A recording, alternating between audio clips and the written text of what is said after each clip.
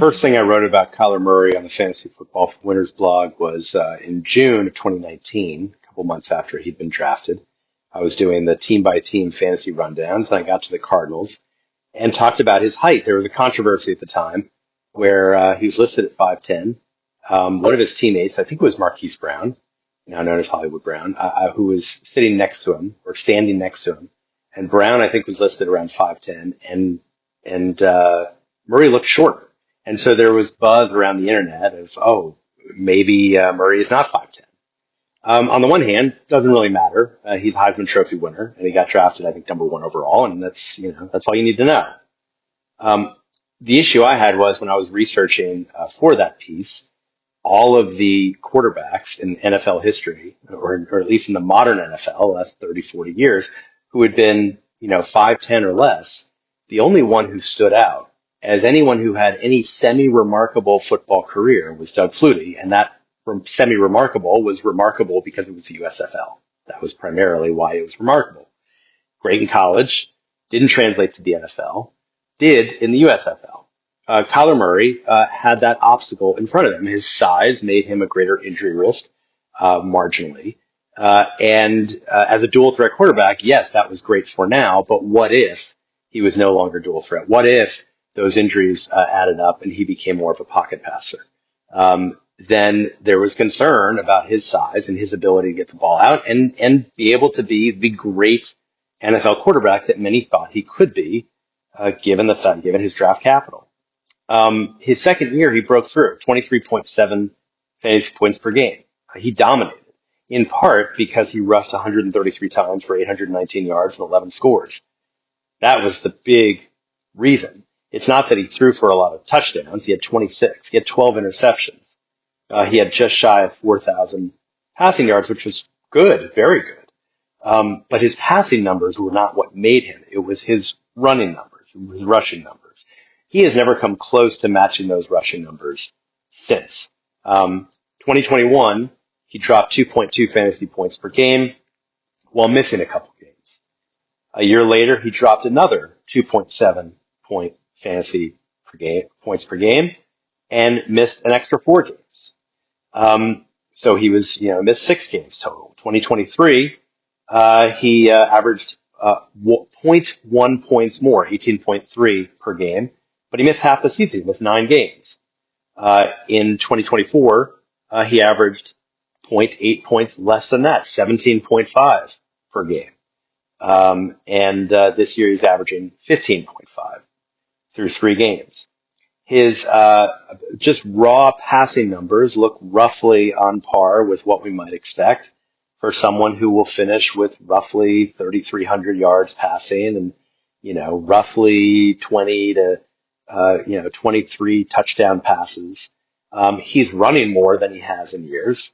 He's on pace for well over 100 rushing attempts, which would put him above where he was in terms of on a per game basis, where he was in, I think, at least the last couple years.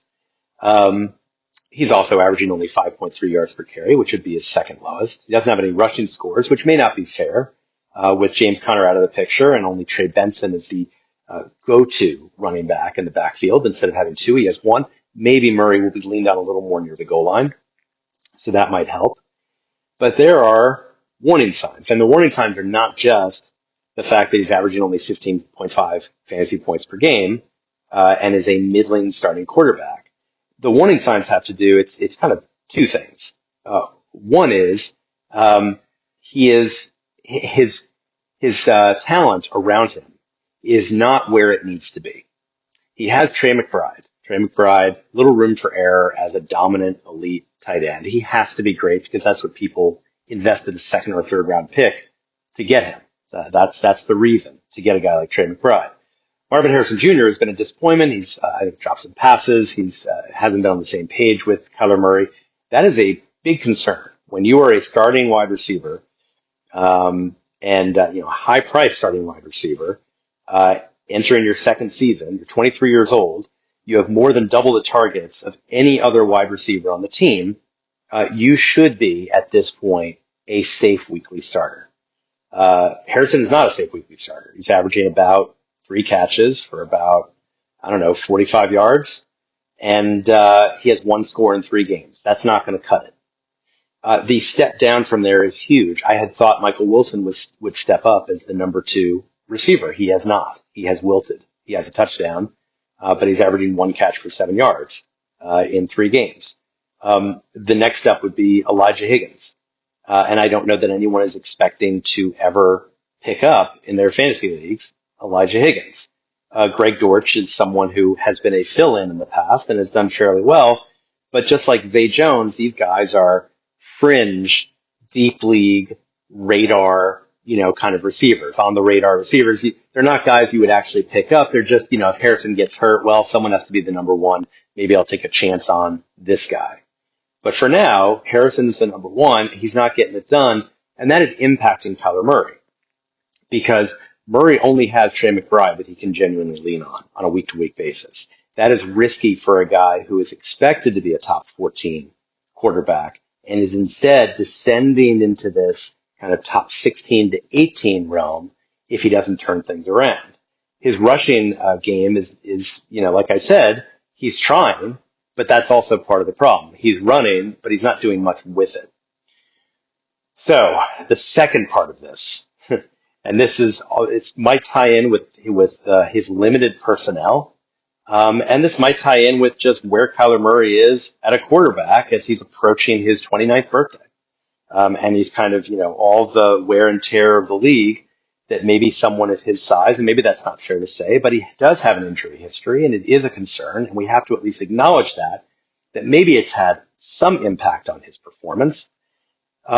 His average intended air yards per pass is at a career low, and it's not even close. He came into this season averaging like 7.1, 7.2 yards per pass attempt in terms of, the intended and instead it's like 4.8. That's not going to cut it, if you are, going to push the ball downfield and be productive from a fantasy perspective.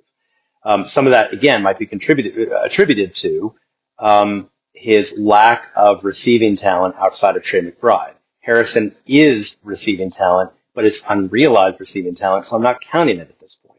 The fact is, in a Trey McBride heavy passing scheme where McBride can do only so much, the fact that there's a lot more dinks and dunks that Murray is forced to do takes away from his big playability, which takes the play from his boom potential. Going into tonight against Seattle, it is a really important game, not just for him, obviously, but also for Marvin Harrison Jr., and for Trey Benson, trying to establish himself as the earned, bell cow in a backfield that is his own as long as he can keep it. But it all comes back to Kyler Murray. And I think Murray, looking back, seeing someone who, on a per-game basis, in general, has declined year to year with that slight 0.1 point uptick he had a few years ago. But other than that, it's been a steady decline. I don't think it's a coincidence. I think it's a function of someone who has been repeatedly injured, someone who has less elite talent than he's had in past years, and someone who his rushing ability, he only has maybe a year or two more that he can really rush 100 times in a season, and he has to make it count. And as he gets older, at his size, the risk becomes that he's not going to be able to make it count anywhere close to what he did when he was near his peak. I'm BJ Riddell, Fantasy Football for Winners. Follow me on the blog, email me anytime. Good luck if you have any players going tonight. See you tomorrow.